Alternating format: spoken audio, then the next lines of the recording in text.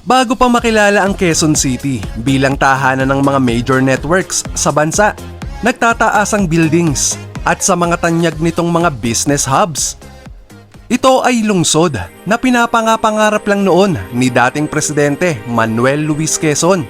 Isang dream city na mas magiging maganda pa kaysa sa kabisera natin noon pa man, ang Maynila, na tila bagay sumisikip na. Kung hindi na may itatayo na lang ito malapit sa Maynila upang maging tahanan ng mga nagtatrabaho dito. Halika at ating subukang alamin ang kwentong pinagmulan ng Quezon City.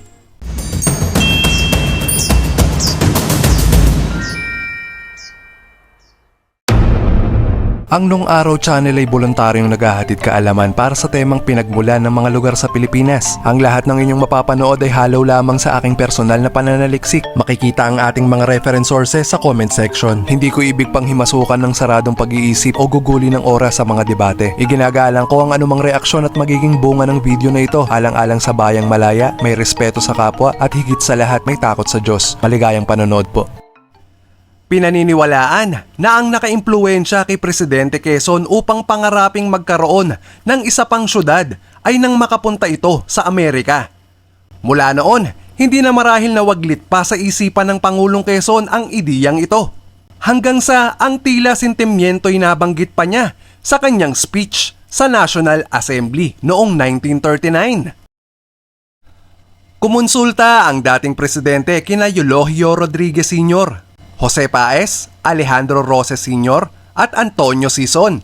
Dito'y nililok nila ang magiging lungsod mula sa mga bayan ng Maynila, Caloocan, San Juan, Pasig, Mandaluyong, Marikina, San Mateo at Montalban.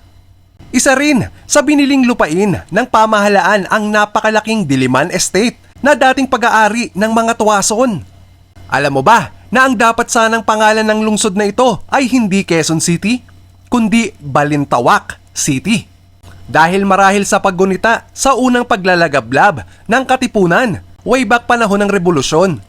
Sa loob ng Balintawak kasi nangyari ang unang sigaw na pinaniniwalaang naganap sa maraming mga lugar nito, tulad ng Kangkong noong August 22, 1896, sa Pugadlawin noong August 23, at sa Bahay Toro noong August 24. Ang Balintawak ay bahagi noon ng Caloocan, na isa sa masasabing naging malaking bahagi ng pagkakabuo ng land area ng Quezon City ngayon.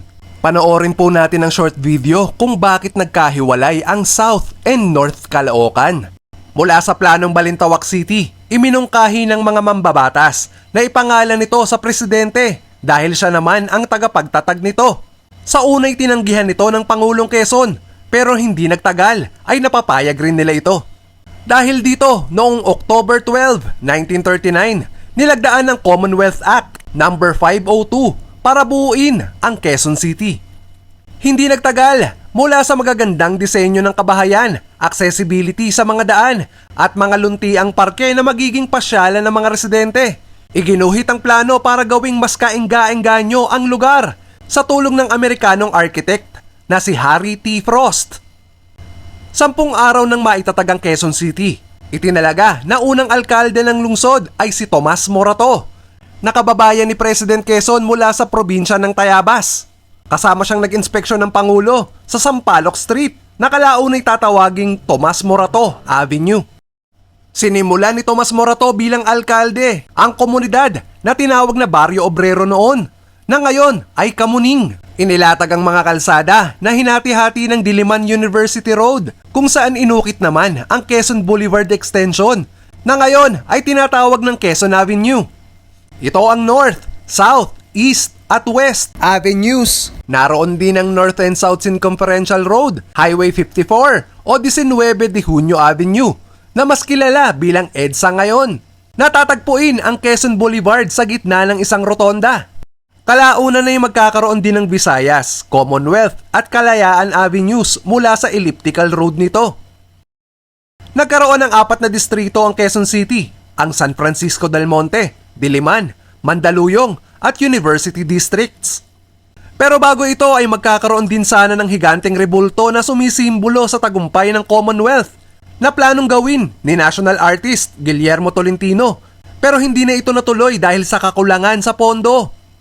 Inilagay ang Quezon City sa ilalim ng Greater Manila Area sa panahon ng Hapon. Dito ay naging dalawa na lang ang distrito nito, ang Diliman at San Francisco del Monte.